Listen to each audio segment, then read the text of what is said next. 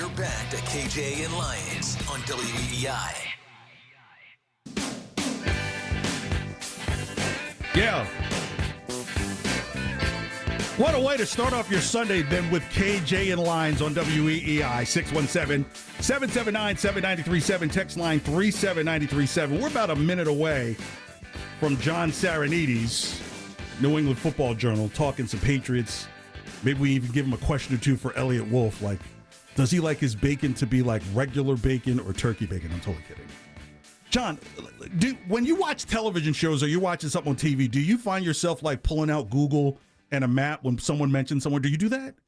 So sometimes I more will Google like who someone is. Like, I'll be like, oh wait, who's that actor? And then I actually got to watch myself because sometimes I'll start doing that and then I'm not actually watching the show.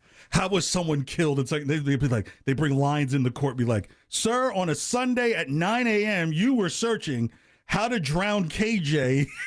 Right. I'm like, no, it's from the show. It's from the show. I wasn't trying to really kill him. So it's interesting. This is one of those Googleable shows because sometimes there'll be references and you say, what the hell is KJ talking about?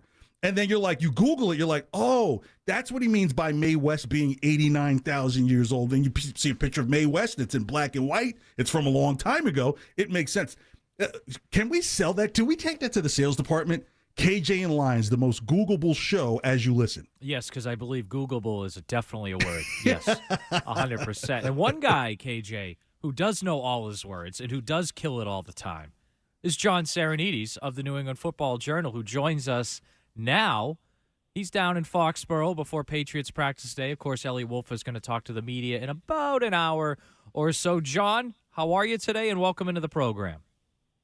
Morning, guys. How are you? Excellent. Doing well. Let's just start off kind of with the question everybody wants to know, John, and that's Drake Maye. I mean, you and I talked after the game the other night. I kind of got your assessment, but for our audience that maybe had not heard from you, what was your assessment of Maye kind of Thursday night playing against the Eagles? Well, I thought he did a really nice job. And I want to start off by saying that I thought Alex Van Pelt did a nice job of scripting plays that put him in a position where he can have success. If you've coached football, you know that one of the most important conversations you're going to have during the course of a week is with your quarterback and what they like. What are things that they want in the plan? What are things that they want to practice? What are things that they want to run in a game? And I thought you saw that on Thursday night in terms of the play calling with Van Pelt and what he did with Maye to put him in a position to succeed. I love the fact that they blended their passing game, 3-step, 5-step. They moved the pocket for him. I love the fact that they ran some empty. And then I thought that the cherry on the topping was when they ran the zone read with him and he pulled it and scored the 4-yard touchdown run. So I think there was a lot to like there. I mean, statistically, he was 6 of 11 for 47 yards. He had 4 carries for 15 yards, but there were a lot of positives there. And I think now you've seen the tone of the conversation change a little bit, especially given how much Jacoby Brissett struggled. Should the Patriots be considering Drake Maye? I still think they need to do everything they can to start with Jacoby Brissett, at least start the year with him. But there's no question now, depending on what happens in this Washington preseason game next Sunday night, that if, let's say, both of them play and Maye outperforms Brissett again, well, now you have to really ask yourself, are the Patriots just better off, for lack of a better term, throwing him to the Wolves, starting him, letting him grow into the job, and riding with him? I still think they should probably start with Brissett and see how long they can go with that. But there's no question. I thought that Drake Maye had a solid performance on Thursday night. John, I want to get your thoughts on this Washington preseason game coming up. Do you think that Gerard Mayo may just go ahead and put Drake Maye out there to start the game to give him a chance with the ones in live action? KJ, it sounds like he's going to play Brissett from what he's been saying the last couple of days after the game and Friday morning when he had a Zoom call with the media.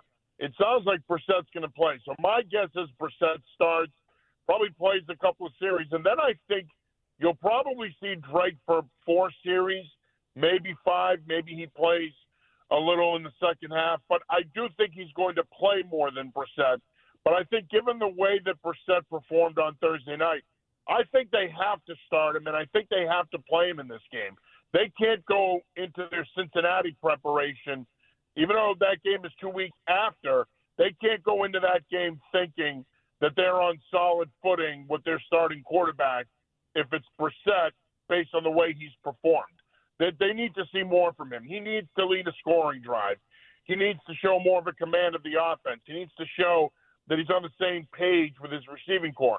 One of the things about Brissett in camp has been he has had his moments where he's looked really good, but then he's also had his moments where he hasn't looked as good and he's been inconsistent. So this is an important preseason game for him. They need to give him at least 2 series to see what he can do this preseason and to feel good about him being their starter. I mean, yeah, you can name him your starter, but I don't want to go into that Cincinnati game with him playing the way he has played this preseason. He needs to show more. John, you've been a coach for many years. You've been a head coach as well. I was curious your assessment so far of Jerod Mayo. He's about, 8 months or so into his tenure as head coach, but 3 weeks into his first ever training camp. How do you think he's running things? Do you think things are where they need to be? What does he need to work on? Just kind of your overall assessment of Jerod Mayo. I think he's done a good job. I think, look, when you're in your first year as a head coach, it's hard. It's hard because you're trying to figure out yourself as a coach, and you're trying to figure out how you want to lead your football team. It's a completely different approach than if you're a coordinator or if you're a position coach. You've got to figure out how to talk to players. It's a different type of conversation now. It's no longer strictly focused on your side of the ball or your position. You need to have broader conversations with players. It's also how you deal with people around you, your support staff, how you deal with the media. I think he's done a really good job in all of those areas. Now, I think the Judon situation is probably a negative in the way that was handled. And I think privately, if you ask Jerod, he would probably reflect and tell you maybe that day that Judon was out at practice, that could have been handled a little differently. But I think overall, he's done a pretty good job. Now, the other night he did talk about how it was hard on him that he suffered his first loss as a head coach. You can't let a preseason game affect you like that. That would be, if he cared what I think, that would be like when I coached in a scrimmage saying, I lost my first game in a scrimmage. Like, let's pump the brakes. Right. You know, like, now if they lose to Cincinnati week 1, say that. But I think at the end of the day, and that to me also shows a little youthful exuberance, if you will. But I think my advice to him would be yourself. There's going to be ups and downs. There's going to be ebbs and flows. You've got to navigate through the tough times. There's always going to be good times, but oftentimes, especially as a first-year head coach, it'll be more bad than good. It's how you come through those bad moments and how you get to the other side that really decides how long you're going to last in this business. And I think he's done a good job so far, but we're really not going to be able to assess the job he's done until we get into the regular season and see what he's like after 4, 5, 6, 7 weeks. If things are going good, I think you'll see more of what you've seen. If things are going bad, I do think we're going to see another side of him, and I do think we need to see that side of him so that we can get a better idea of how he'll be as a head coach potentially. We're having a great conversation with John Sarianides of New England Football Journal here on KJ and Lyons. Mentioned Judon now gone, and obviously Judon was probably one of the last remaining leading voices in the locker room. John and I have discussed on the show, like, hey, if Judon is gone, does Mayo become the voice amongst the players, or does he expect, or do you think another player on the defensive side of the ball steps up as the next voice as part of the leadership crew on this team? Yeah, KJ, honestly, I think you need your players to step up in this situation. Because if you want to have – now, remember, he is considered a player's coach. So you've got to empower your players to take more of a leadership role. The Juwan Bentleys, the Jelani Tavais, the Jabril Peppers, those guys have to take more of a leadership role now. They have to be front and center, both in the locker room and on the field, leading this group and leading this team. So for me, yes, I think when you lose a guy like Judon, who was arguably your best player, you're going to miss him on and off the field. But I think they have plenty of guys in that locker room. Being around those guys the last 3 years in particular, they have a lot of guys in that locker room that are more than capable of stepping up and being leaders and leading this defense and helping lead this football team. Jelani Tavai has always been a guy that's been outspoken. He's always told it like he sees it. Same thing with Jabril Peppers. I think they have the guys in the room that can step up and now be the new faces of this defense from a leadership standpoint and lead the way. I think they have plenty of those guys. I think it's going to be more about how do you replace Judon's production, because when healthy, we know he's a 12 to 15 sack guy. He's proven he was that when he was here. It's how are you going to replace his production with Anthony Jennings, with Uche, with Keon White. Keon White has had a strong camp, strong preseason, but we need to see him do this through an entire season before we decide that he is the replacement for Matthew Judon. So I think that that's going to be more of a pressing issue for them at this moment than who leads. I think they got plenty of guys in the room that can lead. John, I would be remiss if I didn't ask you about their offensive line. And it's been a problem for several years now. Is there anything in your eyes they can do with the current roster to fix it? Do they have to look outside the roster? I mean, what can they do to get this group to play a little bit more consistently, especially at tackle? Well, I think the first thing you got to do is you got to keep mixing and matching combinations, which they did yesterday. And really, they haven't done that all of camp. They've done it at times where they've repped the younger guys with the first group, but they really focused on that in that walkthrough yesterday. And I suspect we'll see that again today. You're also going to have to look outside the organization, because right now what you have at left tackle in particular, I just don't think is enough. And Vidarian Lowe will give you everything he has. He's a high-effort guy, and I think he does well against certain types of pass rushers, but I also think he struggles mightily against guys that can get under his pads and are speed guys. So I do think they're going to need to look outside the organization. Unfortunately, I think we're living in a time now, gentlemen, where offensive linemen are becoming few and far in between, particularly tackles. Teams that have those guys, they're not letting them go. Even if that guy's their seventh or eighth guy in their offensive line rotation, they're going to hold on to him. So it's going to be hard to find an impact player, particularly at left tackle, on the waiver wire or even through a trade. So chances are they're going to have to run with what they have. But I do think either way you look at it, they're going to have the draft capital next spring. They're going to have the cap space. This has to become a priority. I know that this year was more about getting the quarterback and retooling the skill group, but they really have to prioritize the offensive line, specifically left tackle. They prioritize the other spots, but you need a franchise left tackle if you want Drake Maye to develop into what you think he could become. John, I love that energy. I mean, John, can we have him bring his whistle next time the show? John Sarianides, will you come back on the show again at another time? That was great stuff. Yeah, absolutely, man. Anytime. I mean, I enjoy.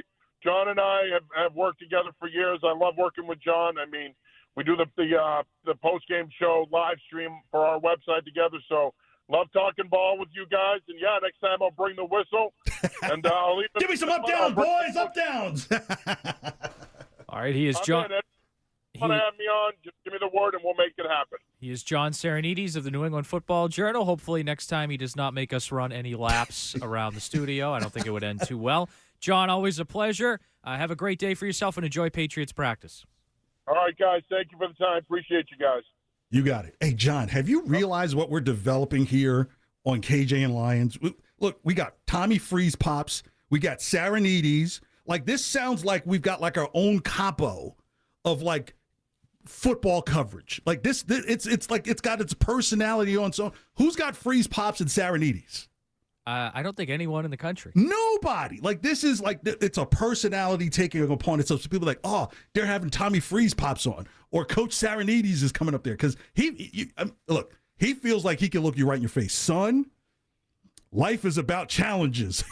Drop down and give me 20. Yeah. Just 20, 30, 40. Well, no, because no, if it's after 20, you're not listening, right? Like, do what you need to do. Let's not be error repeaters, as they talk about with the team, to not be error repeaters. But he did mention on something that we did hit upon, John, is in this conversation with Eliot Wolf that's coming up shortly after 10 o'clock at the press conference. I do wonder if that's going to be brought up. Is the team actively looking outside for potential free agents to bring in to address glaring needs without saying offensive line?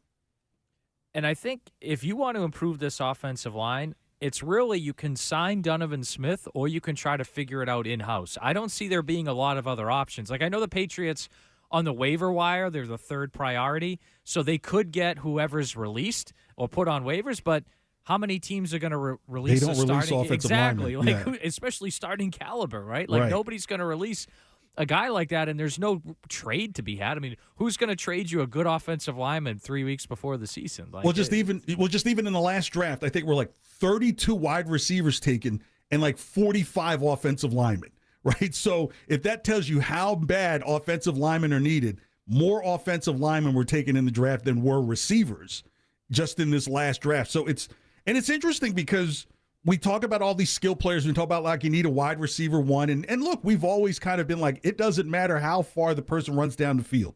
If you get the 2 Mississippi and your quarterback is on the ground, it doesn't matter how fast they are. Everything is going to have to be a screen pass or out of the shotgun. So if you can address that, and look, the NFL is just not littered with all these great, like it's one thing to say, hey, you're a great team and you got a great receiving core.